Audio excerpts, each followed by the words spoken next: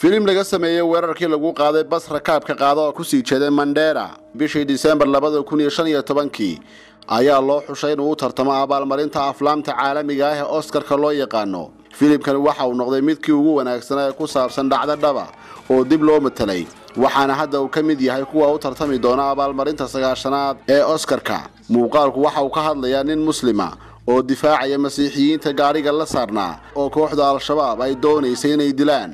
ninkaasi muslimka ah ee Soomaaliga ahaa ayaa waxa uu dhaawacmay kadib markii uu isku dayay inuu kooxda al-shabaab ka hor istaago inay kala saaraan masiixiyiinta iyo muslimiinta la saarnaa baska.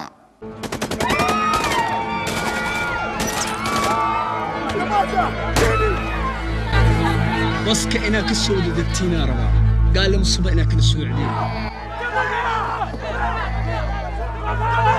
wewe ulikuwa na mama Mkristo wako wapi? Ako wapi? Ako wapi? Ndio mfundisho wa Qur'ani. weerarkaasi baska lagu qaaday waxa uu ka dhacay meel ku dhow magaalada Mandera ee waqooyi bari wadanka Kenya. wuxuu filimkani ku guuleystay ilaa 40 abaalmarinood oo qaali ah oo la xiriira bandhiga aflaamta caalamiga. shaacinta in la soo xushay ayaa waxa lagu dhawaaqay salaasadii shalay saacad ka hor intii aan muuqaalka filimkaasi laga shidin shaneemooyinka magaalada Nairobi.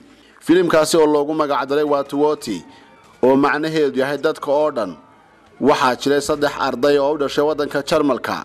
filimka watu wote ayaa waxa inta badan uu muujinaya dhibaatada ay wajaheen rakaabkii saarnaa baskaasi waxaana lagu jilay magaalooyinka Nairobi, Miyangi iyo Magadi ee dalka Kenya.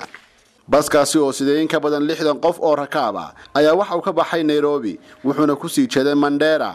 koox hubaysan ayaana jidka u galay oo rasaas ku furay waxaana ay joojiyeen gaariga oo markaasi ku sii dhawaa ceelwa oo saaran xuduudda Soomaaliya iyo Kenya.